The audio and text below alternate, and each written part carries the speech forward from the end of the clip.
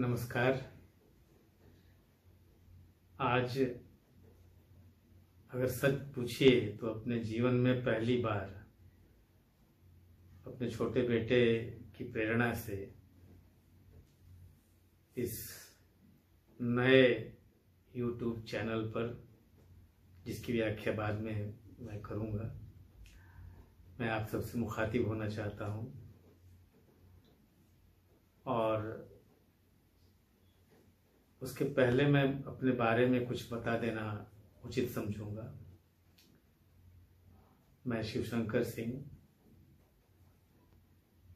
भारतीय विमानपत्तन प्राधिकरण पूर्वी क्षेत्र मुख्यालय जो कोलकाता में स्थित है, यहाँ से मैं 2017 अक्टूबर में संयुक्त महाप्रबंधक राजभाषा के पद से सेवानिवृत्त हुआ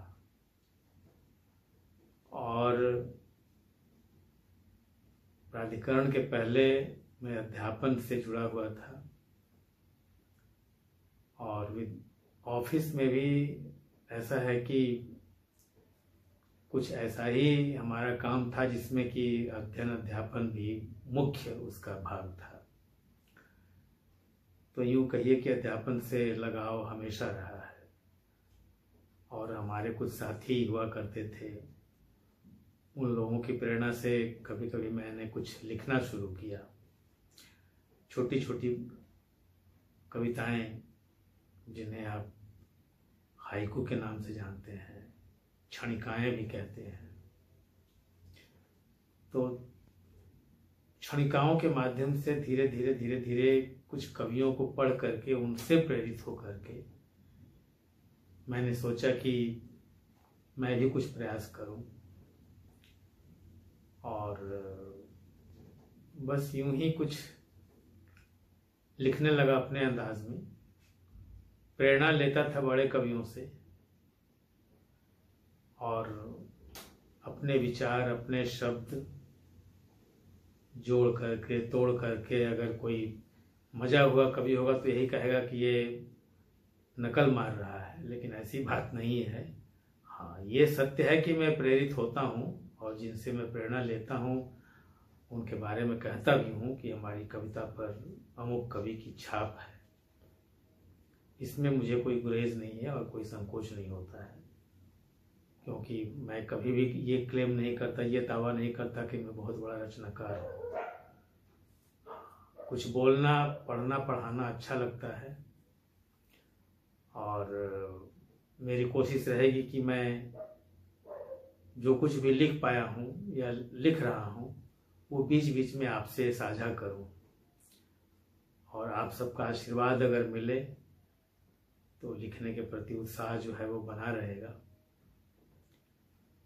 और मेरे बेटे की ही ये सलाह है या जैसा कहिए, वो ये कहता है कि पापा आजकल अपने विद्यार्थियों को लोग ऑनलाइन भी ज्ञान बांट रहे हैं, बता रहे हैं, सिखा रहे हैं, आप भी ऐसा कर सकते हैं, लोगों की सेवा होगी।